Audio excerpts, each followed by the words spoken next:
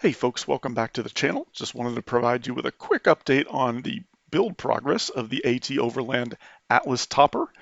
This is the topper that I picked up in October, and you may have seen the first 24 hours video. Here on the screen, you can see just some shots of me picking up that topper from AT Overland in Prescott, Arizona. You can see them loading it onto the truck via forklift and lining it up and getting ready to bolt it down. So I just want to do a quick video here. Apologize for the gap in videos. I had really intended to do more of a build by build, step by step progress on this, but real life kind of got in the way at certain points. So what I'm going to show you here is probably a condensed version of all the things I've been doing to the camper, as well as just some things that I found now after spending several months in it or months with it. And so we'll kind of walk through that in the process. Just to kind of restate the goal here. So the whole purpose with this build was to put it on an 8-foot truck to give me enough room in the bed to have a comfortable full build out that would essentially mimic a full-blown truck top camper in a much more compact space. It would have the amenities of a full-blown truck camper and probably even more considering some of the materials I'm using in it.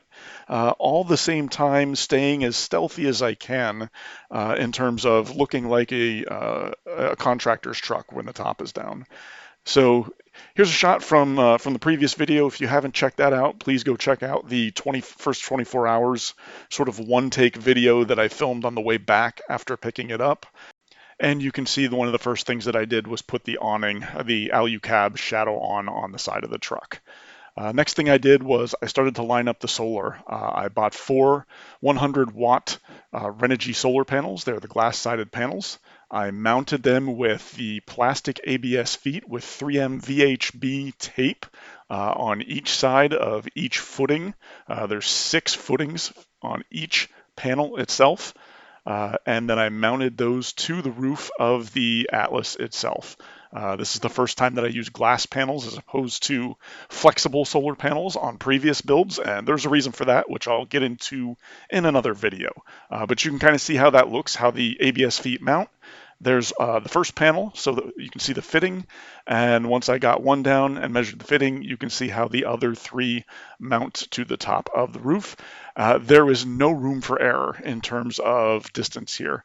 You can see from the front of it, that's the overhang. There are literally millimeters left. I run 10 gauge high insulated solar wire when I run my power, so it's not very flexible, and for that reason I've run down through the roof at a certain place and through the channel on the side. Then I started to put together just a test makeshift battery box because I wanted to hook the solar up, make sure everything was charging correctly. You can see I just kind of whipped something up together here, threw the controllers together. One thing here I'll point out that this is going to come in later. You see the green padding around the batteries? This was a test where I could use some of this foam insulation as padding for shock absorption, and then just sort of keeping the batteries from rubbing each other as I'm bouncing down bumpy roads and things like that. You can see when I ultimately put this build together for real later on that I do away with this makeshift box, but I still use that green foam. It packed very well. Okay, let's talk thermal lining. All right, the AT Overland thermal liner has shown up. Time to do an install. Should wrap right to the top all the way around and then fold behind the hinges on both sides. 2 pieces. Should match the seam right there. So what I'm learning here is this is a little bit of a pain in the ass to install one of these thermal liners afterwards and after you've started to run wires like solar and whatnot, because then you've got to do all kinds of tucking and weaving, and it doesn't really go as easy as you'd think. Not terrible, but it is kind of a pain in the butt. Alright, that's a little better. A little wrinkled. See what happens here when you run something down inside the wire channel, especially something the size of that conduit for the solar power that I have running down into the corner fabric. It has to go behind there. So keep that in mind if you're getting a thermal liner as you do this, you may want to rethink how that works. I probably would have if I realized that's the path it was going to have to take, but I think it'll still work. Fingers crossed. We'll see when I lower it. Finally got it back here behind it, resecured the screws on both sides, and now it's time for the second piece, which is going to start right there and go around the front. I think this time we're going to take a little bit different path to fold behind that one. We're going to fold it in half first and then bring it around, see if that helps eliminate the Velcro issue that I had bunching up the front. All right, just a quick update. So the folding in half method does work better. So if you take, it's black on the outside, white on the inside, take it and fold it in half so that both sides are black, and then send it around the back side of the hinge. So I know it's tough to see here, I'm trying to get you some light in here. Send it around the back side of the hinge, fold it in half black, it slides right on through. Much easier than trying to send it flat, and then once you get it around, you can open it up and Velcro it inside. And here's the finished product. You can see how it lines up perfect and opens and closes with the topper. You don't have to remove it anymore. Okay, so let's talk truck bed and the insulation and the base layers and getting set up for builds. So I used Lingda, and I'll put that on the screen. It's about a 21 square foot roll, and it's 10 millimeters thick of self-adhesive sound and thermal barrier. I put that over the entire truck along with some additional water and weatherproofing. And then I started to cut templates on 3/4 inch plywood for the bed floor. You can see I used my CAD or cardboard aided design to cut out templates so that they would wrap right around the wheel well. 2 halves with a split right down the middle. And you can see that there, the notch cut out the side. And that's for my 5th wheel hitch, which is going to act as the drain for my kitchen and internal shower. So when one side was done, we essentially put that up against the wheel, cut that out, made sure it fit, pulled it back out because both of the wheel wells are exactly the same, flipped it over and traced it on the other side so we had an exact match for the second wheel well on the passenger side.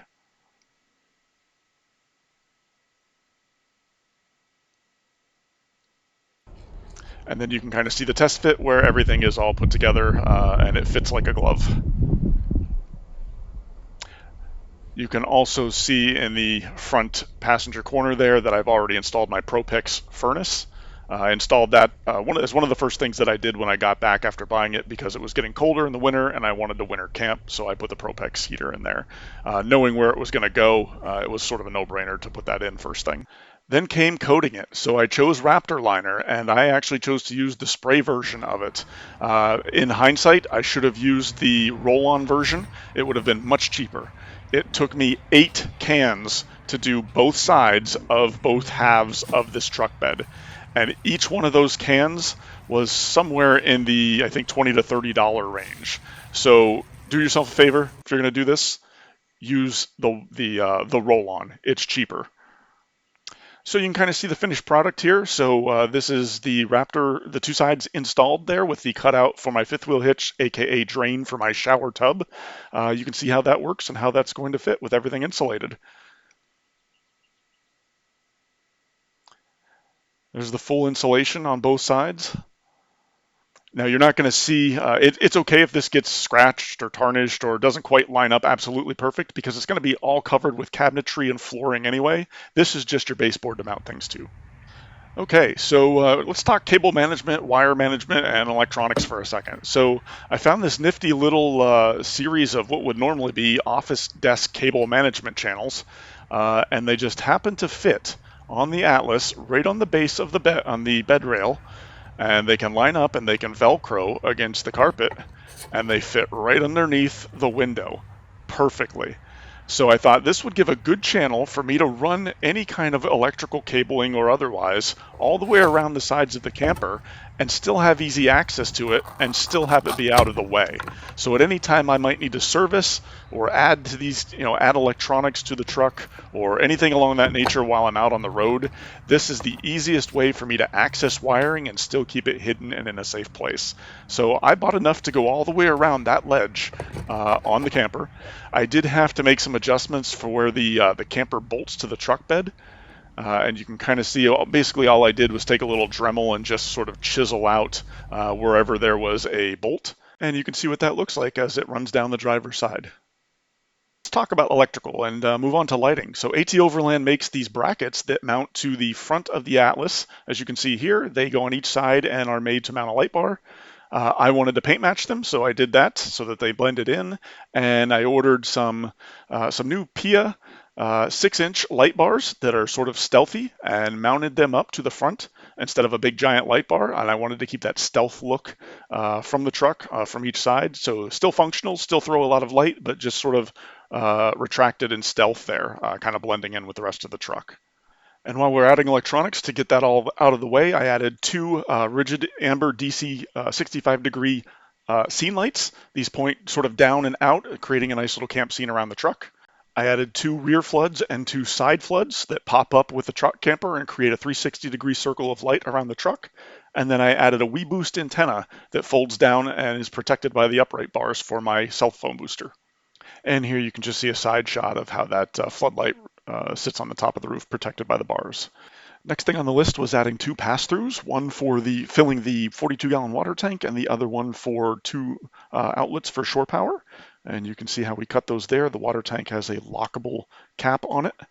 And you can see how it sits nice and flush blended in. Looks like a factory option once it's done. Just showing you a couple of things that are coming up. So this is my hot water tank. This is a 12-volt hot water heater. It's a 1.6 gallon, I believe. So that'll be installed here shortly. And that water tank will be fed from pulling water from the 42-gallon tank by a C-Flow 33 series water pump and accumulator. It's a 3-gallon per minute or 45 PSI setup. But that's coming in the future. For now, let's talk about the battery bank. So I'm running a nearly complete Renogy system. So what you see here are two 100 amp lithium iron phosphate batteries. They are both smart batteries and they are both self-heating. So if you're familiar with lithium iron phosphate batteries, you'll know that they do not like cold temperatures, so they will not accept a charge, and it's actually bad for them to charge under low temperatures. So these have a built-in heater function. So that means at 40 degrees, it will sense if there is at least a 4 amp charge from the solar coming in. If there is, each one of the batteries will turn on their internal heater, bring the battery up to appropriate charging temperature, and allow you to charge the battery with full power from the car's alternator or from the solar input. The other thing that you're seeing here is a Renogy DC 50 amp charger. Mounted to the side of the frame there in the truck. What that is a solar controller and a DC to DC charger all in one unit. And what that allows me to do is obviously control the input from the solar coming in from the 400 watt array on top. And it also allows me to split that load. There's two channels. So the other channel is the alternator. And the really nice thing about this is once the battery banks are topped off, the solar controller will switch the output to trickle charge the truck battery and send it back through the DC-DC charger. So I can let the truck sit for any given amount of time, and essentially it will trickle charge the battery so the battery never goes flat.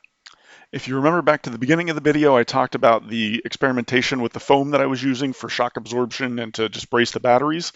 Well, that's where I put that into its permanent home. You can see the foam between the two batteries here in this picture. And then you can also see that there's foam. Well, it's kind of hard to see, but there's foam underneath each one of the batteries between it and the baseboard.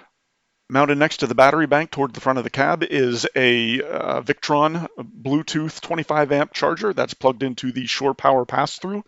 Victron, Renogy, Red Arc, they all make great equipment, so I just happen to like this particular charger for shore power from Victron. So controlling all of the electronics, all of the lights, all of the water heaters, the water pump, everything, the cell phone booster, I chose to go with an S-Pod. This one's an S-Pod Touch, which means I get a touch screen that's programmable, and I can assign whichever switch description I want to it. And it also allows me to control each one of those switches through my phone via Bluetooth. So I can be outside the truck and turn floodlights or scene lights on inside the truck. It also allows me to to programmatically set each one of those switches for dimming, strobing, or flashing if I want. So that means I can have my emergency lights flashing in the case that I need to pull over to the side of the road, and put my rear flashers on or something like that. I can set that switch to strobe or flash in the case of an emergency. And last but certainly not least, I installed the flux capacitor. This is so that I can make time travel possible. No, just kidding. This is my 3,000 watt inverter. So this is a 2,000 watt continuous, 3,000 watt peak Xantrex inverter. I've used this inverter on other builds before. This inverter actually came out of my Jeep. So love this inverter. Very hard working, supplies great power, and that's where we're going to wrap up for today. So the electrical's in. I've done at the time of filming this video. I do have more components in the system. I just have not videotaped them yet. Hopefully, I'll get another update out to you guys soon. Right now, I am basically tightening up all of the plumbing, all of the electrical, and starting to build out the framework for the cabinets using 80/20, and making sure that the fridge and the fridge fits properly, making sure that the cabinetry comes in, waiting on hardware, things like that. But check back, guys, and give this video a like if you like the video. If you want to see more, leave a comment. If you have any questions, certainly let me know. Thanks for watching.